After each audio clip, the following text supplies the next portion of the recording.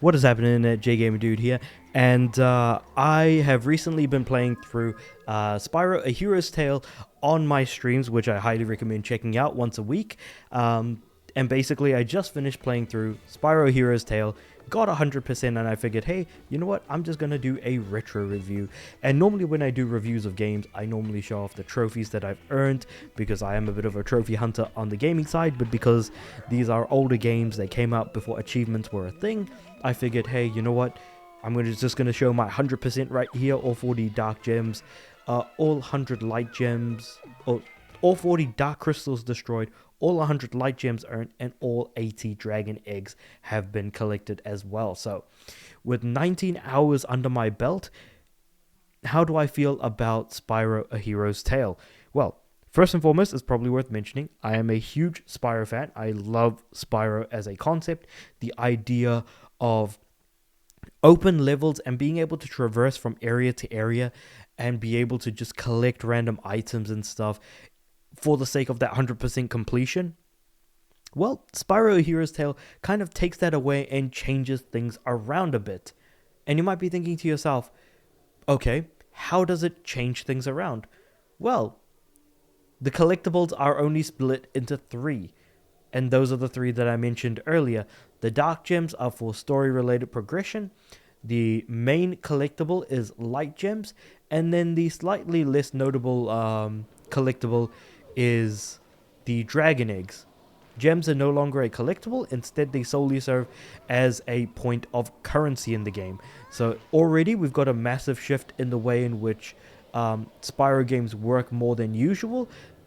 What else has changed? Well, other than like the shift of collectibles, because like you know how we used to get dragon eggs in Spyro 3, and basically what would happen is it would hatch and we'd get the name of a baby dragon and stuff like that.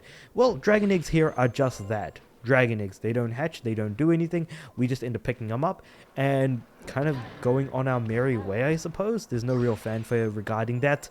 So as far as other changes, well, control changes have been something that's happened since Enter the Dragonfly, and I don't actually like these changes. Basically, square is to flame, circle is to charge, and in order to do a head bash, which has now been referred to as a horn dive, you need to double jump and press circle in order to do what was once known as a head bash.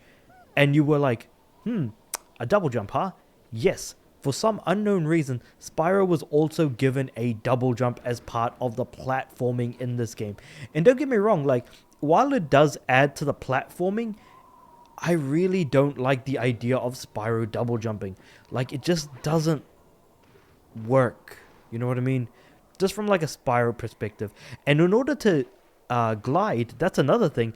You need to, at the top of your double jump, hold down the X button and continue to keep gliding. That's it. If you ever let go of X, and I'll just show you real quickly here.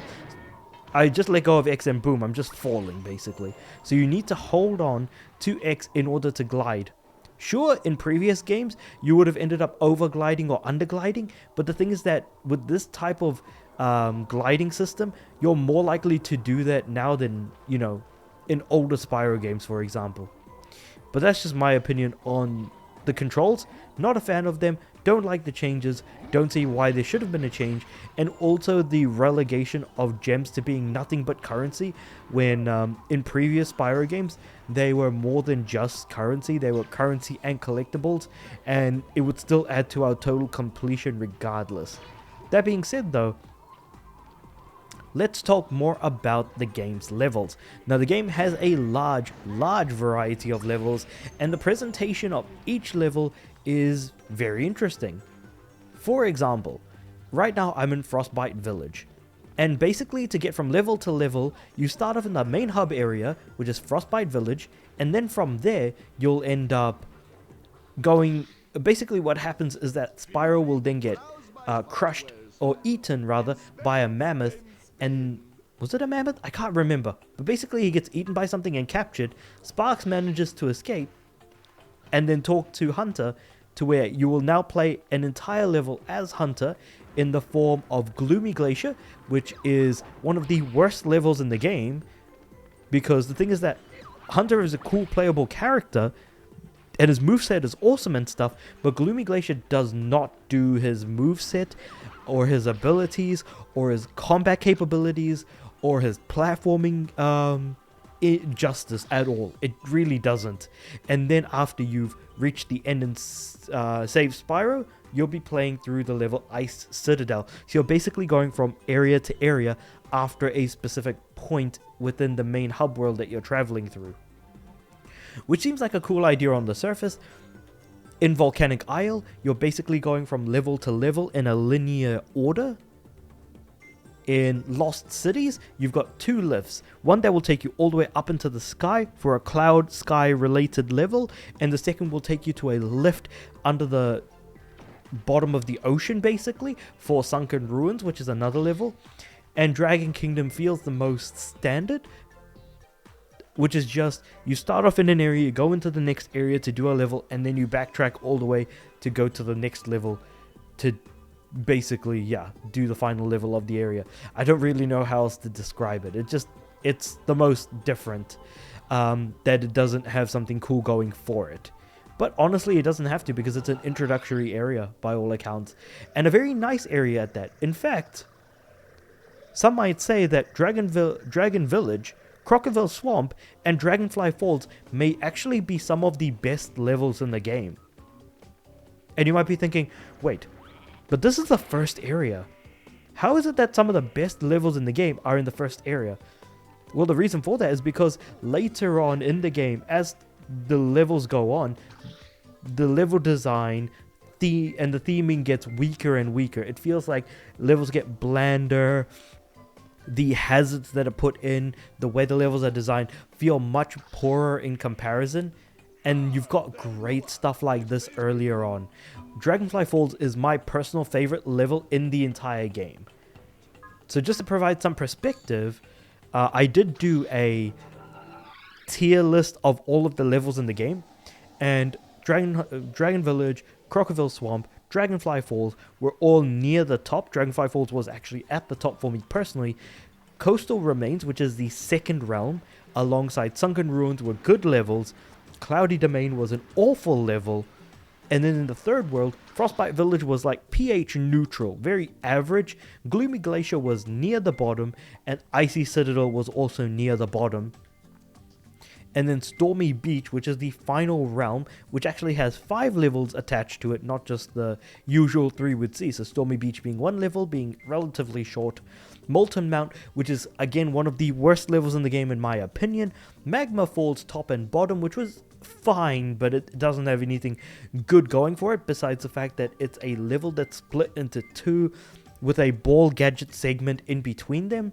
Dark Mine, which is a fine level, and Red's Laboratory, which is better than Dark Mine and genuinely feels like a at least half decent final level of the game. But honestly, Dragonfly Falls absolutely dunks on most levels in this game. The only levels that come close are stuff like the beach level that I was talking about earlier. Coastal Remains and Sunken Ruins come close, and Dragonfly Village. But you know, this level just feels so good in terms of both its theming. It does feel mystical, the greenery, the falls everywhere, not falls, like the waterfalls everywhere. It just feels nice to play through. And then of course, like I said, we do have multiple playable characters.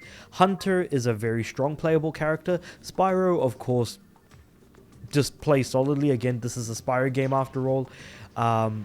Then we have Sergeant Bird, who is also a good playable character. And then finally we have, and well, with Sergeant Bird, you're basically playing through speedways, basically.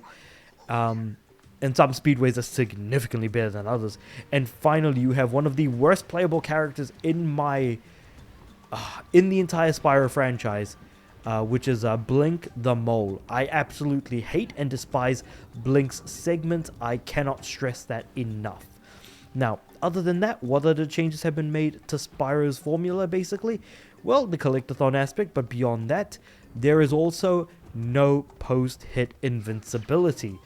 which is actually very detrimental, especially later on in the game, where levels like Molten Mount feel much worse to get through than what you would actually expect. For example, this guy hits me, boom, hits me again, I take more damage, hits me again, more damage. Like, there was a little bit of invincibility, I think you might have noticed, but that was because I was in the middle of recovering from being squashed.